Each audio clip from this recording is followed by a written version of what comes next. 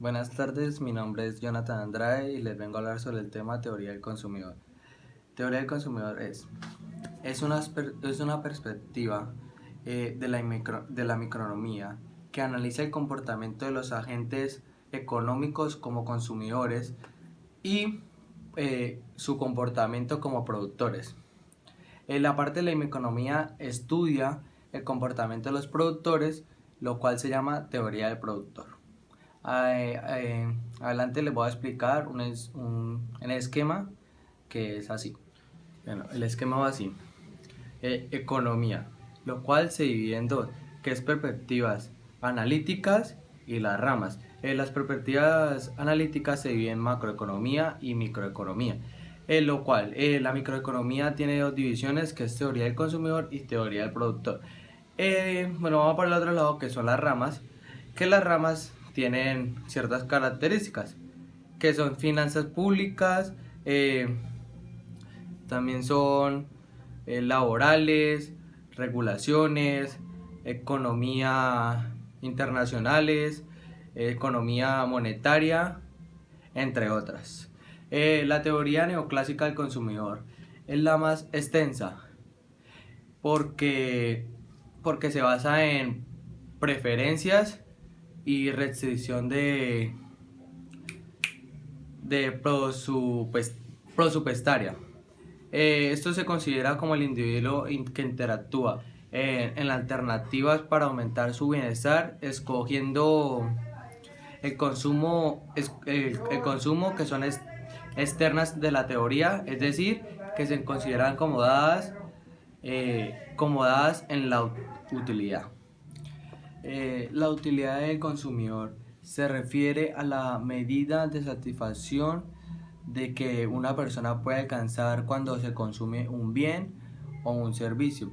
Esto quiere decir que que se conforma en el aumento del consumo del bien, en la utilidad que otorga por el consumo de cada bien adicional que va disminuyendo.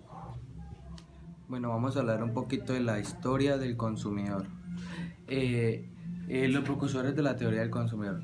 En el año 1871 a 1874 surge la teoría neoclásica, principalmente con la aparición de grandes obras de marginalismo, que apareció con unos avances desde los comienzos del siglo XIX, que se destacan en la aparición de teorías marginalistas, que llega a la conclusión que en sí la teoría económica estuvo denominada por la economía clásica, que se enfoca en grupos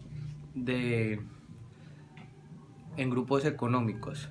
Entre los principales autores del marginismo se destacan Menger, Walras y Marshall.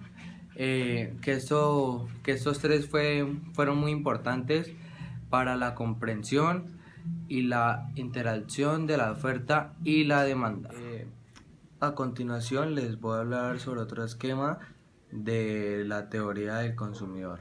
Este se divide en preferencias, utilidad, curva de indiferencia, distintos tipos de bienes, lo cual estos bienes se dividen en complementarios, sustituidos, inferiores y demales.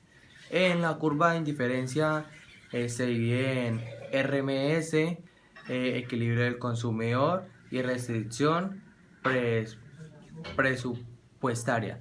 En el equilibrio del consumidor va la senda del consumo y después pasa la demanda individual.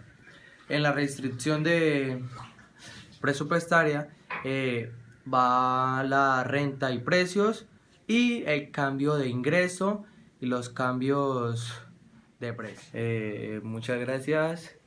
Este fue mi video sobre teoría del consumidor.